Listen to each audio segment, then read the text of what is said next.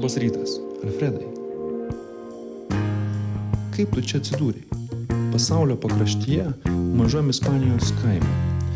Dar prieš keletą metų viskas atrodo buvo normaliai. Londonas, Niujorkas, Singapūras, Šanchajus. Karjera, pinigai, kelionės, svarbus projektai. Buvai greitas ir įsiutęs. Veržlus, ambicingas, kaprizingas ir nenugalimas. Vykdei savo vaikystės svajonę. Apkeliauti pasaulį, pažinti ir pakeisti į gerąją pusę.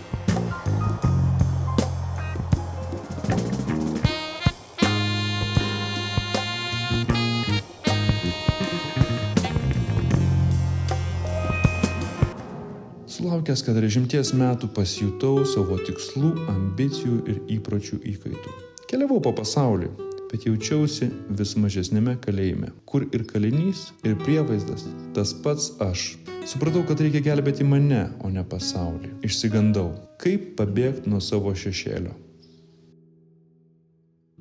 Vieną dieną užsidėjau bėgimo batelius ir išbėgau į laukus karštą vidurdienį. Bėgau iš visų jėgų, skaudėjo visą ofisinio darbuotojo kūną. Neturėjau kvapo, bėgau, kol dingo mintis. Dabar pradedu suprasti, ką turėjo omeny Karlas Jungas, kai sakė, kad gyvenimas prasideda 40. Iki to tai tik repeticija.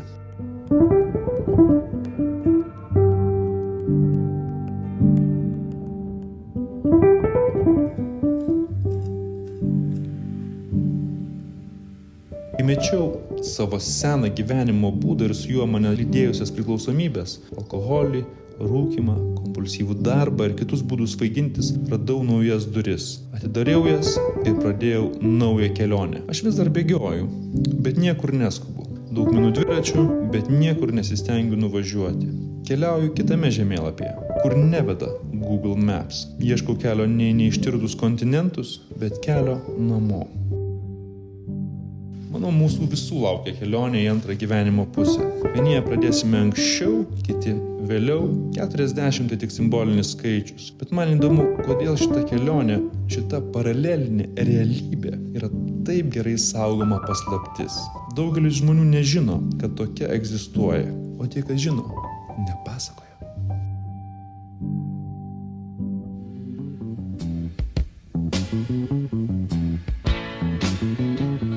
Kelionė į save tai nėra kažkoks egoistiškas tikslas. Atvirkščiai, aš esu tikras, nesurasti savęs, dėl to kankintis ir kankinti aplinkinius yra gyventi pragare. Anksčiau norėjau pakeisti pasaulį, išgelbėti jį nuo problemų. Dabar tikiuosi išgelbėti save ir pasaulį nuo savęs.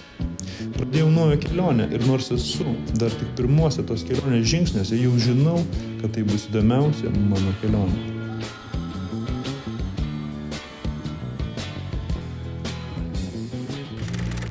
Šnapsas.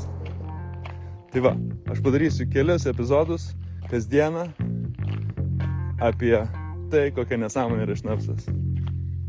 Ir aš turiu daug patirties. Ateina. Labas rytas.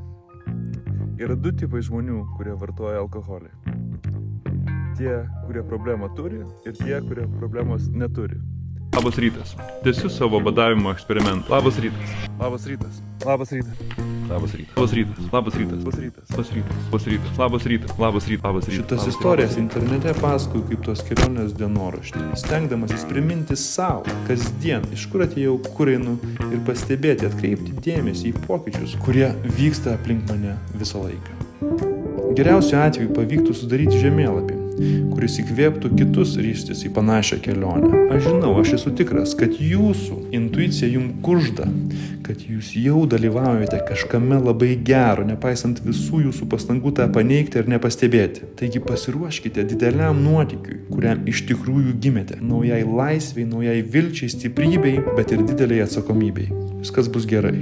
Nepriklausomai nuo to, kad nei jūs, nei aš nežinome kelio. Ir teks išmokti kristi, klauptis, keltis, ristis į viršų.